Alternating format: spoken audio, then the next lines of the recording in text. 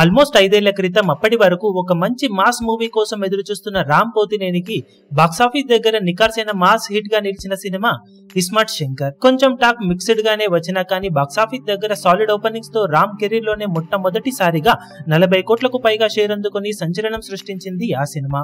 Openings నుండి long run వరకు Ram career లో రికార్డులను నమోదు చేసింది. అప్పట్లో మీడియం రేంజ్ మూవీస్ లో ఓపెనింగ్ డే రికార్డును కూడా నమోదు చేసుకున్న ఆ సినిమాకు సీక్వెల్ గా ఇప్పుడు 5 ఏళ్ల తర్వాత డబుల్ ఇస్మార్ట్ సినిమా ఆడియన్స్ ముందుకు అతి త్వరలోనే రావడానికి సిద్ధమవుతూ ఉంది. రీసెంట్ గా రామ్ పోతినేని పుట్టినరోజు కానుకగా సినిమా అఫీషియల్ టీజర్ ను రిలీజ్ చేశారు. మొదటి పార్ట్ మాదిరిగానే కేవలం హీరో క్యారెక్టరైజేషన్ మీద నడిచే సినిమాలా అనిపించింది డబుల్ ఇస్మార్ట్ సినిమా టీజర్. మరోసారి రామ్ పోతినేని డైలాగ్స్, తన యాటిట్యూడ్, తన స్క్రీన్ ప్రెజెన్స్ హైలైట్ గా నిలవగా బ్యాక్గ్రౌండ్ స్కోర్ మరోసారి హైలైట్ గా నిలిచింది. సంజయ్ దత్ ఈ సినిమాలో విలన్ గా నటిస్తూ ఉండగా ఇద్దరి మధ్య వచ్చే సీన్స్ అద్భుతంగా ఉంటాయని అంటున్నారు.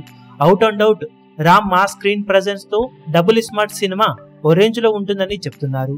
ఓవరాల్ గా టీజర్ కూడా మరీ కదేమీ లేనట్టు అనిపించినా కానీ హీరో క్యారెక్టరైజేషన్ మీద మరోసారి సాలిడ్ కలెక్షన్ సొంతం చేసుకునే అవకాశాలైతే ఉన్నాయని చెప్పవచ్చు.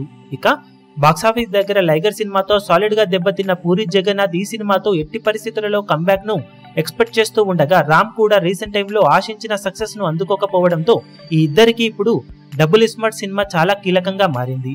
ఓవరాల్ గా టీజర్ ఎక్స్పెక్టేషన్స్ ను మించిపోయే రేంజ్ లో ఉండటంతో టాలీవుడ్ లో మరోసారి మీడియం రేంజ్ మూవీస్ లో రికార్డు ఓపెనింగ్స్ ని ఈ సినిమా సొంతం చేసుకునే అవకాశం ఎంతైనా ఉంది. ఇక ఈ రోజు పుట్టినరోజును జరుపుకుంటున్న రామ్ పోతినేనికి బర్త్డే విషెస్ ను తెలియజేస్తున్నాం.